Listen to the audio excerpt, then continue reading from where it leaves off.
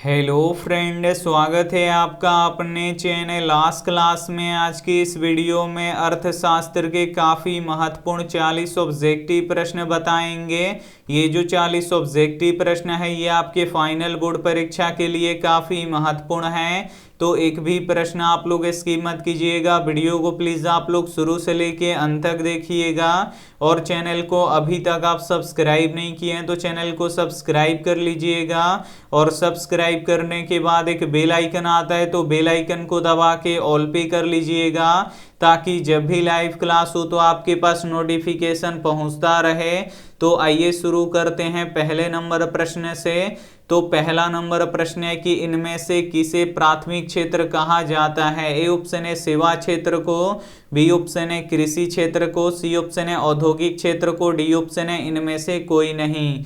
तो यहाँ पे आपको बताना है कि इनमें से किसे प्राथमिक क्षेत्र कहा जाता है।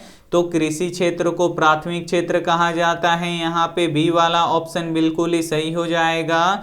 और औद्योगिक क्षेत्र को द्वितीय क्षेत्र कहा जाता है और सेवा क्षेत्र को तृतीय क्षेत्र कहा जाता है। तो ये भी साथ में आपको याद रखना है। आइए देखते हैं अगला प्रश्न दो नंबर प्रश्न है कि इनमें से किस देश में मिश्रित अर्थव्यवस्था है। ए ऑप्शन है अमेरिका में, बी ऑप्शन है रूस में, सी ऑप्शन है भारत में, डी ऑप्शन है चीन में। तो यहाँ पे आपको बताना है कि इनमें से किस देश में मिश्रित अर्थव्यवस्था है। तो भारत में मिश्रित अर्थव्यवस्था है, यहाँ पे सी वाला ऑप्शन बिल्कुल ही सही हो जाएगा। और पूंजीवादी अर्थव्यवस्था किस देश में है। तो अमेरिका में है, इसे आपको याद रखना है। और साम्यवादी अर्थव्यवस्था चीन में है, तो ये भी साथ में आपको याद रखना है। आइए देखते हैं अगला प्रश्न तीन नंबर प्रश्न है कि जिस देश का राष्ट्रीय आय अधिक होता है वह देश कहलाता है। ए ऑप्शन है अविकसित, बी ऑप्शन है विकसित, सी ऑप्शन है अर्धविकसित, डी ऑप्शन है इनमें से कोई नहीं। तो यहाँ पे आपको बताना है कि जिस देश का राष्ट्रीय आय अधिक होता है वह देश कहलाता है, तो वह देश विकसित देश कहलाता है। यहाँ पे बी वाला ऑप्शन बिल्कुल ही सही हो जाएगा। और जिस देश का राष्ट्रीय आय बहुत ही कम होता है वो अविकसित देश कहलाता है। तो ये भी साथ में आपको याद रखना है। आइए देखते हैं अगला प्रश्न चार नंबर प्रश्न है कि इनमें से किसे पिछड़ा राज्य कहते हैं। ए ऑप्शन है पंजाब को, बी ऑप्शन है केरल को, सी ऑप्शन है बिहार को, डी ऑप्शन है दिल्ली को। तो यहाँ पे आपको बताना है कि इनमें से किसे पिछड़ा राज्य कहते हैं। तो बिहार को पिछड़ा राज्य कहते हैं, इसे आपको याद रखना है। यहाँ पे सी वाला ऑप्शन बिल्कुल ही सही हो जाएगा। आइए देखते हैं अगला प्रश्न पाँच नंबर प्रश्न है कि शेयर बाजार का नियामक संस्था है। ए ऑप्शन है सिडबी, बी ऑप्शन है सेबी, सी ऑप्शन है आरबीआई, डी ऑप्शन है स्टॉक एक्सचेंज। तो यहाँ पे आपको बताना है कि शेयर बाजार का नियामक संस्था है, तो शेयर बाजार का नियामक संस्था सेबी है, इसे आपको याद रखना है। यहाँ पे बी वाला ऑप्शन बिल्कुल ही सही हो जाएगा। आइए देखते हैं अगला प्रश्न 6 नंबर प्रश्न है कि भारत के किस राज्य की प्रति व्यक्ति आय सबसे कम है। ए ऑप्शन है बिहार की, बी ऑप्शन है गोवा की, सी ऑप्शन है पंजाब की, डी ऑप्शन है हरियाणा की। तो यहाँ पे आपको बताना है कि भारत के किस राज्य की प्रति व्यक्ति आय सबसे कम है। तो बिहार राज्य की प्रति व्यक्ति आय सबसे कम है, इसे आपको याद रखना है। यहाँ पे ए वाला ऑप्शन बिल्कुल ही सही हो जाएगा। और गोवा राज्य की प्रति व्यक्ति आय सबसे अधिक है, तो ये भी साथ में आपको याद रखना है। आइए देखते हैं अगला प्रश्न 7 नंबर प्रश्न है कि निम्न में से कौन नीति आयोग का पदेन अध्यक्ष होता है। ए ऑप्शन है प्रधानमंत्री, बी ऑप्शन है योजना मंत्री, सी ऑप्शन है राष्ट्रपति, डी ऑप्शन है मुख्यमंत्री। तो यहाँ पे आपको बताना है कि निम्न में से कौन नीति आयोग का पदेन अध्यक्ष होता है। तो प्रधानमंत्री होते हैं, इसे आपको याद रखना है। यहाँ पे ए वाला ऑप्शन बिल्कुल ही सही हो जाएगा। आइए देखते हैं अगला प्रश्न 8 नंबर प्रश्न है कि योजना आयोग को भंग करके कौन सी नई योजना बनाई गई है। ए ऑप्शन है नीति आयोग, बी ऑप्शन है वित्त आयोग, सी ऑप्शन है राज्य वित्त आयोग, डी ऑप्शन है इनमें से कोई नहीं। तो यहाँ पे आपको बताना है कि योजना आयोग को भंग करके कौन सी नई योजना बनाई गई है। तो 2015 में नीति आयोग बनाई गई है, इसे आपको याद रखना है। यहाँ पे ए वाला ऑप्शन बिल्कुल ही सही हो जाएगा। ये देखते हैं अगला प्रश्न 9 नंबर प्रश्न है कि बिहार में जीवन यापन का मुख्य साधन है। ए ऑप्शन है कृषि, बी ऑप्शन है उद्योग, सी ऑप्शन है व्यापार, डी ऑप्शन है सभी। तो यहाँ पे आपको बताना है कि बिहार में जीवन यापन का मुख्य साधन है तो कृषि है, इसे आपको याद रखना है। यहाँ पे ए वाला ऑप्शन बिल्कुल ही सही हो जाएगा। ये देखते हैं अगला प्रश्न 10 नंबर प्रश्न है कि किस क्षेत्र को द्वितीय क्षेत्र कहा जाता है। ए ऑप्शन है सेवा क्षेत्र को, बी ऑप्शन है कृषि को, सी ऑप्शन है उद्योग को, डी ऑप्शन है कोई नहीं। तो यहाँ पे आपको बताना है कि किस क्षेत्र को द्वितीय क्षेत्र कहा जाता है। तो उद्योग को द्वितीय क्षेत्र कहा जाता है, इसे आपको याद रखना है। यहाँ पे सी वाला ऑप्शन बिल्कुल ही सही हो जाएगा। ये देखते हैं अगला प्रश्न 11 नंबर प्रश्न है कि किस क्षेत्र को तृतीय क्षेत्र कहा जाता है। काफी महत्वपूर्ण प्रश्न है। ए ऑप्शन है सेवा को, बी ऑप्शन है कृषि को, सी ऑप्शन है उद्योग को, डी ऑप्शन है कोई नहीं। तो यहाँ पे आपको बताना है कि किस क्षेत्र को तृतीय क्षेत्र कहा जाता है। तो सेवा क्षेत्र को तृतीय क्षेत्र कहा जाता है। यहाँ पे ए वाला ऑप्शन बिल्कुल ही सही हो जाएगा। और सेवा क्षेत्र को दो भागों में बांटा जा सकता है, तो ये भी साथ में आपको याद रखना है। आइए देखते हैं अगला प्रश्न 12 नंबर प्रश्न है कि आर्थिक विकास एवं मौद्रिक विकास एक दूसरे के होते हैं। ए ऑप्शन है पूरक, बी ऑप्शन है प्रतिरोधी, सी ऑप्शन है व्युत्क्रमानुपाती, डी ऑप्शन है समानुपाती। तो यहाँ पे आपको बताना है कि आर्थिक विकास और मौद्रिक विकास एक दूसरे के होते हैं तो समानुपाती होते हैं, इसे आपको याद रखना है। यहाँ पे डी वाला ऑप्शन बिल्कुल ही सही हो जाएगा। ये देखते हैं अगला प्रश्न 13 नंबर प्रश्न है कि फूट डालो और राज करो की नीति किसने अपनाई। ए ऑप्शन है अंग्रेजों ने, बी ऑप्शन है व्यवसाय प्रधानों ने, सी ऑप्शन है मुगलों ने, डी ऑप्शन है राजाओं ने। तो यहाँ पे आपको बताना है कि फूट डालो और राज करो की नीति किसने अपनाई।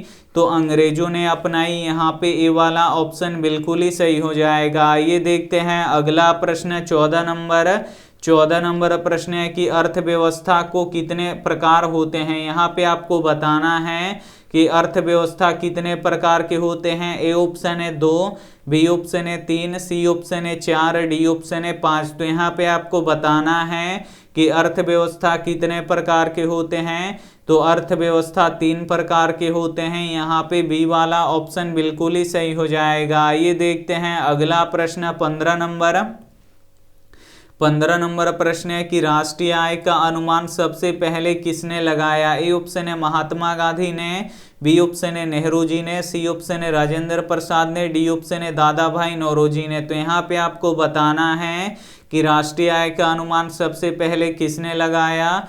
तो दादा भाई नौरोजी ने लगाया, इसे आपको याद रखना है। यहाँ पे डी वाला ऑप्शन बिल्कुल ही सही हो जाएगा। ये देखते हैं अगला प्रश्न 16 नंबर प्रश्न है कि भारत की सर्वप्रथम अनुमानित प्रति व्यक्ति आय थी। ए ऑप्शन है 121 रुपया, बी ऑप्शन है 21 रुपया, सी ऑप्शन है 120 रुपया, डी ऑप्शन है 20 रुपया। तो यहाँ पे आपको बताना है कि भारत की सर्वप्रथम अनुमानित प्रति व्यक्ति आय थी तो 20 रुपया थी, इसे आपको याद रखना है। यहाँ पे डी वाला ऑप्शन बिल्कुल ही सही हो जाएगा। ये देखते हैं अगला प्रश्न 17 नंबर प्रश्न है कि प्लास्टिक मुद्रा है। ए ऑप्शन है एटीएम कार्ड, बी ऑप्शन है ड्राफ्ट, सी ऑप्शन है चेक, डी ऑप्शन है इनमें से तीनों। तो यहाँ पे आपको बताना है कि प्लास्टिक मुद्रा है तो जो एटीएम कार्ड होता है ये प्लास्टिक मुद्रा होता है। यहाँ पे ए वाला ऑप्शन बिल्कुल ही सही हो जाएगा। ये देखते हैं अगला प्रश्न 18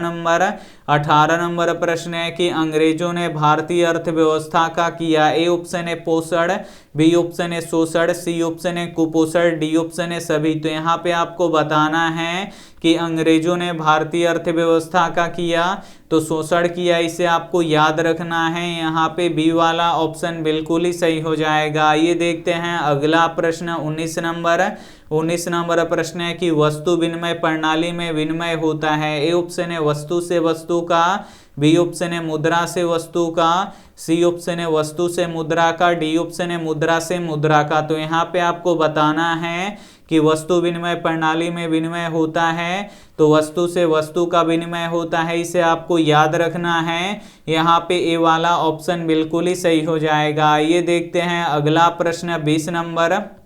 20 नंबर प्रश्न है कि एटीएम का विस्तृत रूप है। यहाँ पे आपको एटीएम का पूरा नाम बताना है। तो एटीएम का पूरा नाम ऑटोमेटिक टेलर मशीन होता है, इसे आपको याद रखना है। यहाँ पे सी वाला ऑप्शन बिल्कुल ही सही हो जाएगा। ये देखते हैं अगला प्रश्न 21 नंबर।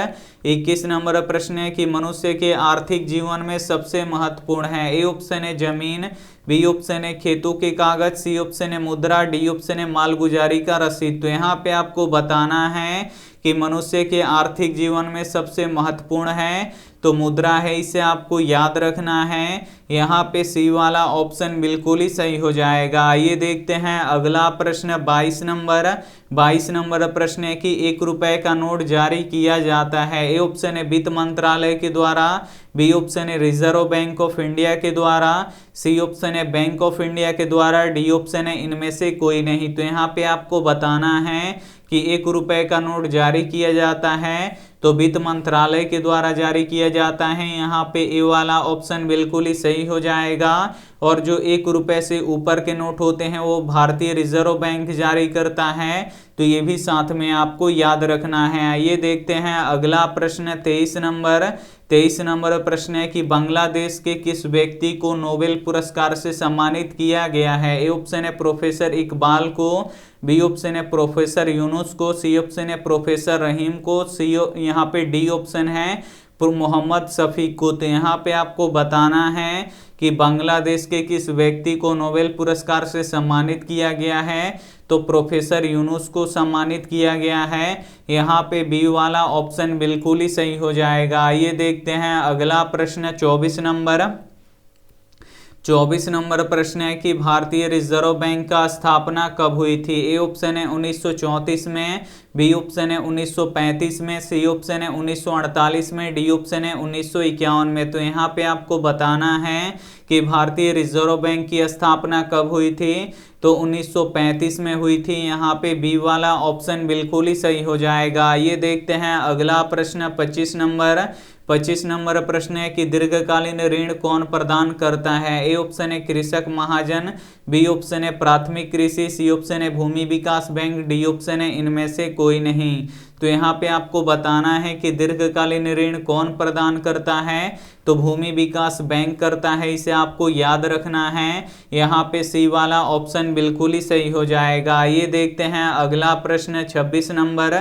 26 नंबर प्रश्न है कि भारत का केंद्रीय बैंक कौन सा है। ए ऑप्शन है Reserve Bank of India, B option है क्षेत्रीय ग्रामीण बैंक, सी ऑप्शन है State Bank of India, D option है पंजाब नेशनल बैंक। तो यहाँ पे आपको बताना है कि भारत का केंद्रीय बैंक कौन सा है। तो रिजर्व बैंक ऑफ इंडिया है, इसे आपको याद रखना है। और रिजर्व बैंक ऑफ इंडिया को बैंकों का बैंक बोला जाता है, तो ये भी साथ में आपको याद रखना है। ये देखते हैं अगला प्रश्न 27 नंबर।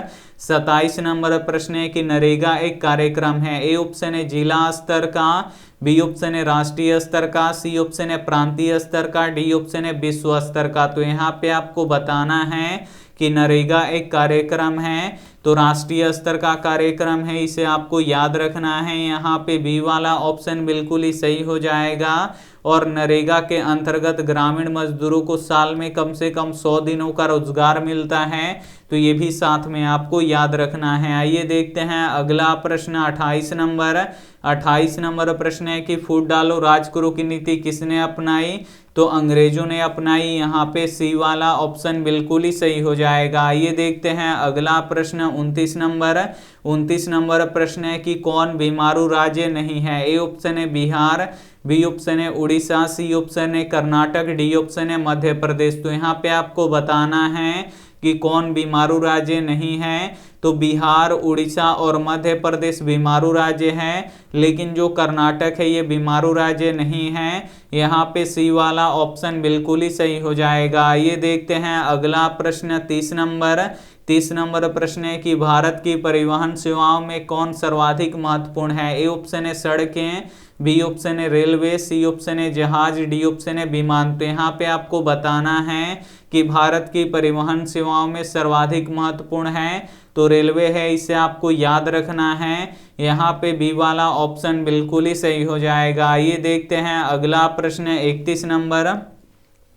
31 नंबर प्रश्न है कि वैश्वीकरण के मुख्य कितने अंग होते हैं? ए ऑप्शन है 1, बी ऑप्शन है 2, सी ऑप्शन है 3, डी ऑप्शन है 4। तो यहाँ पे आपको बताना है कि वैश्वीकरण के मुख्य कितने अंग होते हैं, तो 5 अंग होते हैं, इसे आपको याद रखना है। और कहीं कहीं पे 4 तक ही देता है, तो जहां आपको 4 तक ऑप्शन मिले तो आपको 4 पे टिक लगाना है। यहाँ पे डी वाला ऑप्शन बिल्कुल ही सही हो जाएगा। ये देखते हैं अगला प्रश्न 32 नंबर। 32 नंबर प्रश्न है कि इनमें से कौन बहुराष्ट्रीय कंपनी नहीं है? ए ऑप्शन है फोर्ड मोटर, बी ऑप्शन है सैमसंग, सी ऑप्शन है पार्ले जी, डी ऑप्शन है कोका कोला। तो यहाँ पे आपको बताना है कि इनमें से कौन बहुराष्ट्रीय कंपनी नहीं है। तो जो पार्ले जी है ये बहुराष्ट्रीय कंपनी नहीं है। यहाँ पे सी वाला ऑप्शन बिल्कुल ही सही हो जाएगा। ये देखते हैं अगला प्रश्न 33 नंबर। 33 नंबर प्रश्न है कि उपभोक्ताओं को जानकारी लेनी चाहिए वस्तु के। ए ऑप्शन है गुण की, बी ऑप्शन है मात्रा की, सी ऑप्शन है वस्तु बनाने पर प्रयुक्त तत्व की, डी ऑप्शन है सभी का। तो यहाँ पे आपको बताना है कि उपभोक्ताओं को जानकारी लेनी चाहिए किसी वस्तु की, तो उसकी गुण की जानकारी लेनी चाहिए, मात्रा की जानकारी लेनी चाहिए और वस्तु बनाने में प्रयुक्त तत्व की जानकारी लेनी चाहिए, यानी सभी का जानकारी लेना चाहिए। यहाँ पे डी वाला ऑप्शन बिल्कुल ही सही हो जाएगा। ये देखते हैं अगला प्रश्न 34 नंबर। 34 नंबर प्रश्न है कि हॉलमार्क किस पर होता है? ए ऑप्शन है कृषि उत्पादनों पर, बी ऑप्शन है सोने के आभूषणों पर, सी ऑप्शन है इलेक्ट्रॉनिक सामान पर, डी ऑप्शन है इनमें से कोई नहीं। तो यहाँ पे आपको बताना है कि हॉलमार्क किस पर होता है, तो सोने के आभूषणों पर होता है, इसे आपको याद रखना है। यहाँ पे बी वाला ऑप्शन बिल्कुल ही सही हो जाएगा। ये देखते हैं अगला प्रश्न 35 नंबर। 35 नंबर प्रश्न है कि उपभोक्ता अधिकार दिवस कब मनाया जाता है? ए ऑप्शन है 17 मार्च को, बी ऑप्शन है 15 मार्च को, सी ऑप्शन है 10 अप्रैल को, डी ऑप्शन है 22 अप्रैल को। तो यहाँ पे आपको बताना है कि उपभोक्ता अधिकार दिवस कब मनाया जाता है, तो 15 मार्च को मनाया जाता है। यहाँ पे बी वाला ऑप्शन बिल्कुल ही सही हो जाएगा। ये देखते हैं अगला प्रश्न 36 नंबर। 36 नंबर प्रश्न है कि भारत में कितने राष्ट्रीयकृत बैंक है? ए ऑप्शन है 14, बी ऑप्शन है 19, सी ऑप्शन है 20 और डी ऑप्शन है 12। तो यहाँ पे आपको बताना है कि भारत में कितने राष्ट्रीयकृत बैंक हैं, तो भारत में अब 12 राष्ट्रीयकृत बैंक है, इसे आपको याद रखना है। यहाँ पे डी वाला ऑप्शन बिल्कुल ही सही हो जाएगा। ये देखते हैं अगला प्रश्न 37 नंबर। 37 नंबर प्रश्न है कि किस धातु का मुद्रा के रूप में सर्वाधिक प्रयोग हुआ? ए ऑप्शन है लोहा का, बी ऑप्शन है तांबा का, सी ऑप्शन है पीतल का, डी ऑप्शन है चांदी और सोना का। तो यहाँ पे आपको बताना है कि किस धातु का मुद्रा के रूप में सर्वाधिक प्रयोग हुआ, तो सोना और चांदी का हुआ, इसे आपको याद रखना है। यहाँ पे डी वाला ऑप्शन बिल्कुल ही सही हो जाएगा। ये देखते हैं अगला प्रश्न 38 नंबर। 38 नंबर प्रश्न है कि आज भी ऋण प्राप्त करने का सबसे लोकप्रिय स्रोत है? ए ऑप्शन है बैंक, बी ऑप्शन है रिश्तेदार, सी ऑप्शन है महाजन, डी ऑप्शन है घर वाले। तो यहाँ पे आपको बताना है कि आज भी ऋण प्राप्त करने का सबसे लोकप्रिय स्रोत है, तो महाजन है, इसे आपको याद रखना है। यहाँ पे सी वाला ऑप्शन बिल्कुल ही सही हो जाएगा। ये देखते हैं अगला प्रश्न 39 नंबर। 39 नंबर प्रश्न है कि भारत में वित्तीय वर्ष कहा जाता है? तो भारत में वित्तीय वर्ष 1 अप्रैल से लेके 31 मार्च तक को कहा जाता है। यहाँ पे सी वाला ऑप्शन बिल्कुल ही सही हो जाएगा। और भारत में वित्तीय वर्ष 1 अप्रैल से शुरू होता है, तो ये भी साथ में आपको याद रखना है। ये देखते हैं अंतिम प्रश्न 40 नंबर। 40 नंबर प्रश्न है कि रूस की मुद्रा है? ए ऑप्शन है रूबल, बी ऑप्शन है डॉलर, सी ऑप्शन है रियाल, डी ऑप्शन है पौंड। तो यहाँ पे आपको बताना है कि रूस की मुद्रा है, तो रूस की मुद्रा रूबेल है, इसे आपको याद रखना है। यहाँ पे ए वाला ऑप्शन बिल्कुल ही सही हो जाएगा। अर्थशास्त्र के काफ़ी महत्वपूर्ण 40 ऑब्जेक्टिव प्रश्न बता चुके हैं, तो तो इसमें से जो भी प्रश्न आपको याद ना हो तो प्लीज आप लोग उसे नोटबुक पे लिख के जरूर याद कर लीजिएगा। और ये रहा आपके लिए होमवर्क प्रश्न, इसका जवाब आपको कमेंट बॉक्स में देना है कि किस राज्य की प्रति व्यक्ति आय अधिक है। ए ऑप्शन है बिहार की, बी ऑप्शन है दिल्ली की, सी ऑप्शन है हरियाणा की, डी ऑप्शन है गोवा की। तो जो भी ऑप्शन आपको सही लगे वो आप हमें कमेंट करके जरूर बताइएगा। वीडियो को लाइक नहीं किए तो प्लीज आप लोग वीडियो को लाइक कीजिए, अपने दोस्तों के पास इस वीडियो को जरूर शेयर कीजिए, और चैनल को अभी तक आप सब्सक्राइब नहीं किए हैं तो चैनल को सब्सक्राइब कीजिए। थैंक यू फॉर वॉचिंग, मिलते हैं अगले वीडियो में, तब तक अपना ध्यान रखिए, मन लगा के पढ़ाई कीजिए। Take care and bye.